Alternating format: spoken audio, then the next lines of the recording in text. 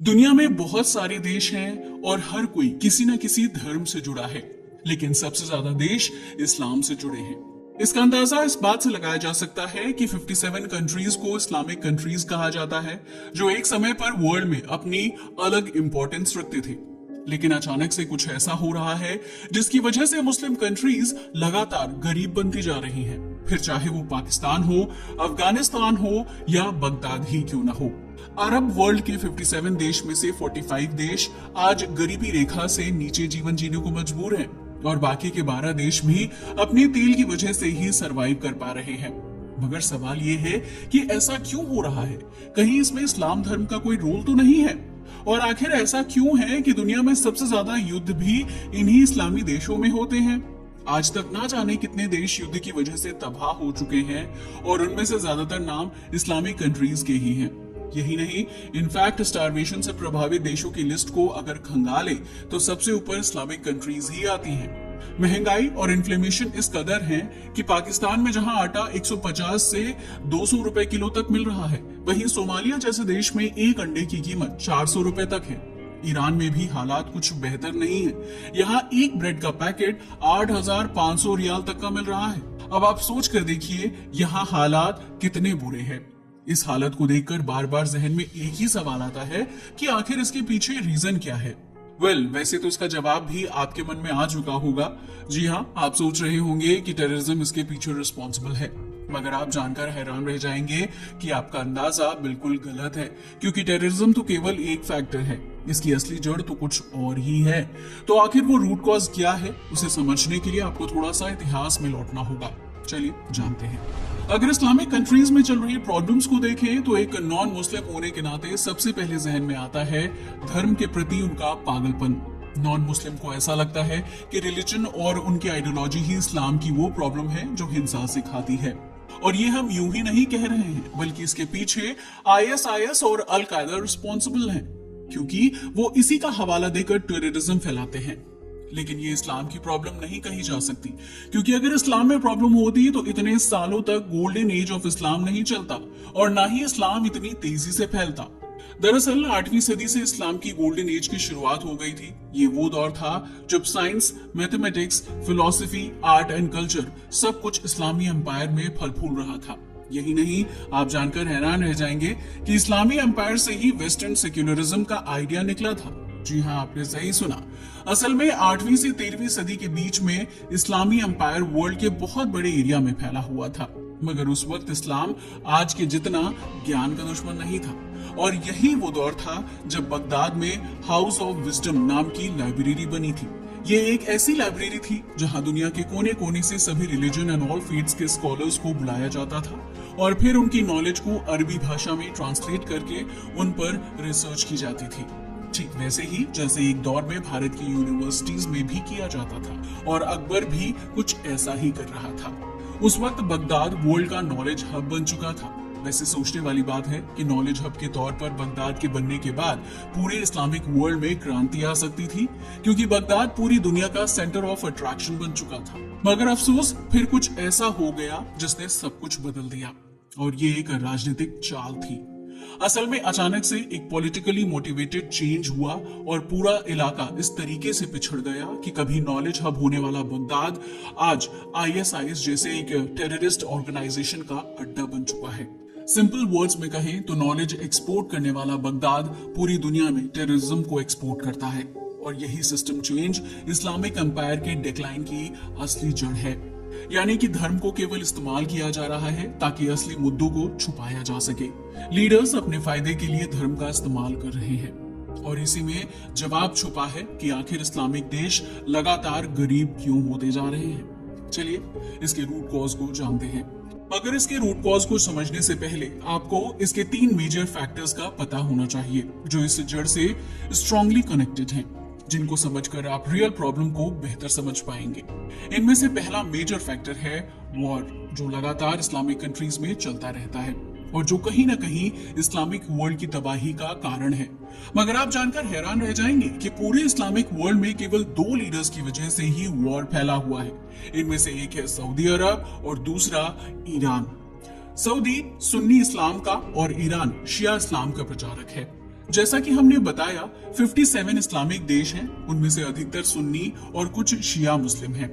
मगर सऊदी चाहता है कि सारे इस्लामिक कंट्रीज सुन्नी इस्लाम को फॉलो करें, जबकि ईरान चाहता है कि सभी शिया को फॉलो करें। बेसिकली ये एक आइडियोलॉजिकल वॉर है, ठीक वैसे ही जैसे अमेरिका और सोवियत संघ ने 40 साल तक कोल्ड वॉर लड़ा, जो कहीं ना कहीं आज भी जारी है। यूएसए एंड यूएसएसआर की बात की जाए तो अमेरिका डेमोक्रेसी और सोवियत सोशलिस्ट आइडियोलॉजी को लेकर आपस में लड़ते थे। हालांकि अमेरिका और सोवियत का ये वॉर तो 1991 में सोवियत यूनियन के बिखरने के बाद खत्म हो गया, लेकिन मुस्लिम वर्ल्ड का ये वॉर लगातार जारी है, क्योंकि ये आज भी इस्लामिक वर्ल्ड को कंट्रोल में करना चाहते हैं, जिसकी वजह से ये एक साइकिल बन गया है। इसे आप ऐसे समझ सकते हैं कि जब सऊदी किसी सुन्नी देश को फंड करता है तो उस देश के रिबल शिया ग्रुप को ईरान सपोर्ट करता है। पता है क्यों? इसलिए ताकि वहां सुन्नी सरकार हट जाए और शिया सरकार आ जाए। ठीक वैसे ही जब ईरान किसी शिया देश को फंड करता है तो वहां के रिबल ग्रुप को सऊदी सपोर्ट करता है, जिसकी वजह से सदियों से जंग छिड़ी हुई है और सवाल बना हुआ है इस्लामिक वर्ल्ड का सरताज आखिरकार कौन बनेगा। यही नहीं, सऊदी और ईरान अपने अपने आइडियोलॉजिकल प्रभाव को बढ़ाने के लिए किसी भी हद तक जा सकते हैं। इसका स्पष्ट उदाहरण हमें यमन में देखने को मिला, जहां अपने इन्फ्लुएंस को बढ़ाने के लिए उन्होंने पूरे यमन को जंग का मैदान बना डाला था, जिसमें 20 लाख लोग घर से बेघर हुए और लाखों लोग भूखमरी से मर गए। यही नहीं, 85,000 मासूम बच्चों ने अपनी जान गंवा दी थी। लेकिन यमन इकलौता ऐसा केस नहीं है, ऐसे बहुत सारे केस हुए, जैसे कि लेबनान, जहां फूड सप्लाई चेन ही कट डाउन हो गई थी और लोग एक वक्त के खाने के लिए भी तरसने लगे थे, जिससे वहां की 82% पॉपुलेशन गरीबी का शिकार हो गई। इन सबके बीच में आप सीरिया को कैसे भूल सकते हो, जहां 12 साल से लगातार वॉर चल रहा है, जिसकी वजह से 90% पॉपुलेशन बिलो पॉवर्टी लाइन जा चुकी है। ये कितने देशों में हो चुका है कि वहां दिन में खाना पानी मिलना भी मुश्किल हो गया है। अगर आप वर्ल्ड मैप को देखेंगे तो लगभग सभी देश में इस्लामिक कॉन्फ्लिक्ट की वजह से ही वॉर हो रहे हैं। लेकिन लेकिन लेकिन वॉर तो केवल एक फैक्टर है, इसके लिए कहीं ना कहीं डेमोक्रेसी भी रिस्पॉन्सिबल है। क्या डेमोक्रेसी? जी हाँ, आपने सही सुना। सुनने में भले ही ये काफी विचित्र लग रहा हो, लेकिन यही सच है। दरअसल गरीबी से उबरने के लिए जब जब इस्लामिक देश ने लोकतंत्र की आवाज उठाई है, उनका दमन किया गया है। इस्लामिक कंट्रीज में जब भी डेमोक्रेसी की मांग हुई, उसके तुरंत बाद यमन, बहरीन जैसे देशों में बहुत बड़ा डाउनफॉल देखने को मिला है। लेकिन सवाल ये है कि जब भारत जैसा बड़ी पॉपुलेशन वाला देश भी डेमोक्रेसी को चला सकता है, तो इस्लामिक कंट्रीज ये काम क्यों नहीं करती? जबकि इस्लामिक देश तो बहुत ही छोटे छोटे हैं, फिर चाहे वो लैंड का मामला हो या पॉपुलेशन का। वैसे अगर इन देशों में डेमोक्रेसी की बात की जाए तो डेमोक्रेसी की कहानी की शुरुआत हुई थी 17 दिसंबर 2010 से, जब एक क्रांतिकारी ने गवर्नमेंट बिल्डिंग के सामने खड़े होकर खुद को आग लगा ली थी। ये 26 साल का एक लड़का था जिसका नाम था मोहम्मद बुआजीजी। उसका आत्महत्या करना सरकार की पॉलिटिक्स, करप्शन और अत्याचार के विरोध में एक क्रांति बन गया। और ये वही दौर था जिसने पूरे अरब में तबाही मचा दी थी। लोग घबरा गए थे कि कहीं उनका कोई अपना मोहम्मद ना बन जाए।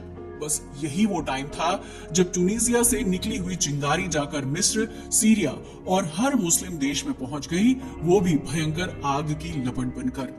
अब हर मुस्लिम देश ने तानाशाही के खिलाफ अपनी आवाज बुलंद कर दी थी, जिसकी वजह से धीरे धीरे लगभग हर एक इस्लामी देशों में प्रोटेस्ट होने शुरू हो गए और ये जल्द ही एक बड़ा रिवॉल्यूशन बन गया, जिसे कहा गया अरब स्प्रिंग।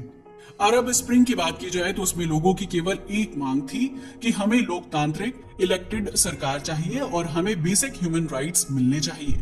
लोगों को लग रहा था कि अरब स्प्रिंग उनके भविष्य को सुरक्षित कर देगा, मगर ये उनकी तबाही का ही कारण बन गया, क्योंकि डेमोक्रेसी की मांग में इन देशों ने अपनी कई सदियां युद्ध में ही बिता दी। मगर अफसोस, इतना सब होने के बाद फिर भी डिक्टेटरशिप नहीं हटी, बल्कि और स्ट्रॉन्ग हो गई। इससे तो कुछ ऐसा हुआ कि जिसके पास भी हार्ड पावर थी वही रूलर बनता गया और खुद को तानाशाह में बदलता गया। ये बिल्कुल वैसा ही दौर चल रहा है जैसा चंगेज खान के जमाने में था, यानी जिसके पास पावर उसके पास सत्ता, या फिर यूं कहें कि जिसकी लाठी उसकी भैंस। ये तो हुए दो फैक्टर्स। अब बात करते हैं तीसरे फैक्टर की, जिसने फाइनेंशियली और इंटेलेक्चुअली इस्लामी देशों को कमजोर कर डाला, और वो है रिलीजन। जी हाँ, कहीं ना कहीं रिलीजन भी इसके लिए रिस्पॉन्सिबल है। वैसे अगर धर्म की बात की जाए तो ये एक जरिया होता है जो लोगों तक उनकी भलाई के लॉज एंड रेगुलेशंस को उनकी कंसेंट से लागू करवाने का काम करता है। धर्म का काम एडवांसमेंट एंड डेवलपमेंट का होता है, मगर धर्म हमेशा एक जैसा नहीं रहता।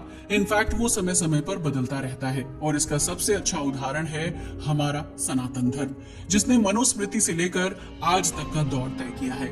और आज की रिक्वायरमेंट के हिसाब से हमने अपने धर्म को अपडेट कर लिया है, और ये जरूरी भी है, क्योंकि धर्म के बने रहने के लिए धर्म की प्रोग्रेसिव इंटरप्रिटेशन बहुत जरूरी है, ताकि धर्म लोगों के लिए सहारा बने, ना कि उनकी बर्बादी का रीजन बने। मगर अफसोस, इस्लामी देशों में धर्म की राइट इंटरप्रिटेशन का ऑप्शन है ही नहीं। यहाँ आज भी वही कानून चलते हैं जो 8वीं सदी में चलते थे। हर देश की ग्रोथ के 2 मेजर पिलर्स होते हैं, जिन्हें कहा जाता है बैंकिंग सिस्टम और साइंटिफिक डेवलपमेंट। लेकिन आप जानकर हैरान रह जाएंगे कि इस्लामी देशों के पर्सनल लॉ इन्हीं पिलर्स के खिलाफ है। जी हाँ, आपने सही सुना। तो चलिए सबसे पहले बैंकिंग की बात करते हैं। बैंकिंग सिस्टम किसी देश का फाइनेंशियल बैकबोन होता है। ज्यादातर इस्लामी देशों में बैंक ही नहीं है। सऊदी अरब जैसे बड़े देश में केवल 11 कमर्शियल बैंक हैं, इजिप्ट में 5 हैं, और जॉर्डन में 2 से 3 बैंक, और कुछ देशों में तो केवल 1 बैंक ही है। जबकि अकेले भारत में 91 से ज्यादा बैंक हैं, और इन देशों में बैंक ना होने के पीछे जिम्मेदार है इनका शरिया कानून। जी हाँ, वही शरिया कानून जिसे भारत के कुछ मुसलमान भी टाइम टाइम पर लागू करने की मांग करते हैं। दरअसल शरिया कानून में बताया गया है कि पैसों पर ब्याज लेना और देना दोनों ही गुनाह है, जबकि बैंक तो चलते ही ब्याज के भरोसे हैं। वो किसी कंपनी को लोन देते हैं और उस पर इंटरेस्ट लेते हैं। इससे कंपनी बिजनेस कर पाती है, बैंक को मुनाफा होता है, और बैंक आगे लोगों को लोन देता है, जिससे इकोनॉमी में कंट्रीब्यूशन होता है और देश का विकास होता है। मगर शरिया की पाबंदी की वजह से इस्लामिक देशों में एक अलग ही कॉन्सेप्ट से बैंक चलते हैं। ये बैंक चलते हैं प्रॉफिट शेयरिंग बेसिस पर। दरअसल जब भी कोई कंपनी इन बैंकों से लोन लेती है तो वो अपनी कंपनी का कुछ प्रतिशत बैंक के नाम कर देती है। यानी अगर कंपनी को प्रॉफिट हुआ तभी बैंक को फायदा मिलेगा, वरना बैंक को भी नुकसान उठाना पड़ेगा। इससे बहुत सारे बिजनेस फेल हो जाते हैं, क्योंकि बैंक लॉस क्यों उठाएगी। इससे उसकी पूंजी खत्म हो जाती है और वो आगे लोन देने में सक्षम नहीं रहता। यही कारण है कि 1997, 98 और 2009 के बीच कई इस्लामी बैंक फेल हो चुके हैं। ये तो वो हैं जो सामने आए, बहुत सारे तो ऐसे हैं जिनकी रिपोर्टिंग ही नहीं हुई। इसी तरह महिलाओं के अधिकारों को लेकर भी ये देश पिछड़े हुए हैं। अफगानिस्तान में हाल ही में देखा गया कि औरतों को प्रोफेशनल कंपनीज में काम करने से रोका जा रहा है। यानी ये देश अपने आधे ह्यूमन रिसोर्सेज को वेस्ट कर रहे हैं, जिससे वो खुद को बर्बाद कर रहे हैं। अब बात करते हैं इस्लामी देशों के आखिरी लॉकिंग फैक्टर की, जो इन्हें कमजोर बना रहा है, और वो है एंटी साइंस अप्रोच। आप जानकर हैरान रह जाएंगे कि बहुत सारे इस्लामिक देश ऐसे हैं जहां साइंस पढ़ने पर बच्चे टीचर्स को मारने की धमकी दे देते हैं।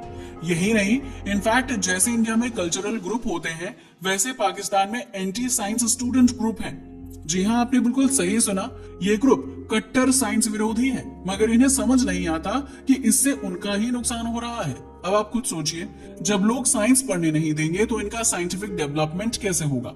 यही कारण है कि दुनिया की 27% पॉपुलेशन होने के बावजूद इनका साइंस एंड रिसर्च में कंट्रीब्यूशन केवल 0.5% है।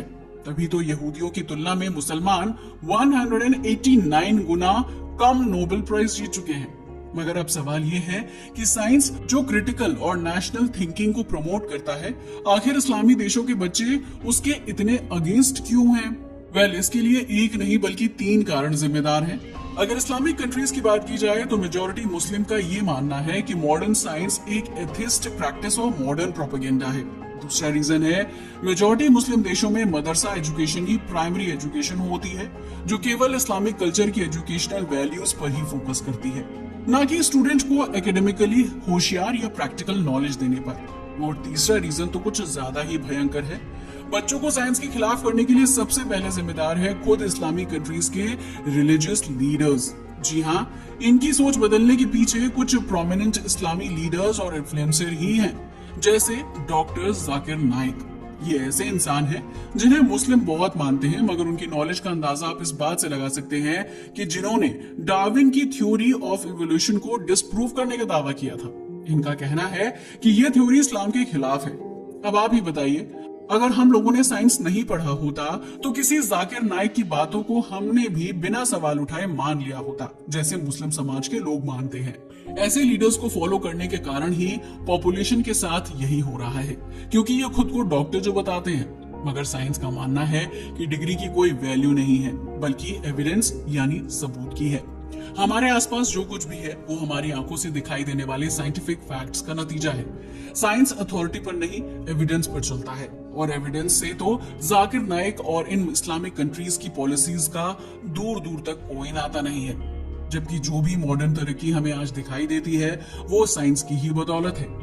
इसी साइंस एंड एजुकेशन की वजह से इस्लामिक कंट्री पिछड़ते जा रहे हैं। जबकि एक दौर में इस्लामी गोल्डन एज इसलिए आया था क्योंकि तब इस्लामी लीडर्स ने धर्म की सही प्रेरणा से साइंस और एजुकेशन को बढ़ावा दिया था, ना कि अपने राजपाट छिन जाने के डर से लोगों को अज्ञानता के अंधकार में रखा था।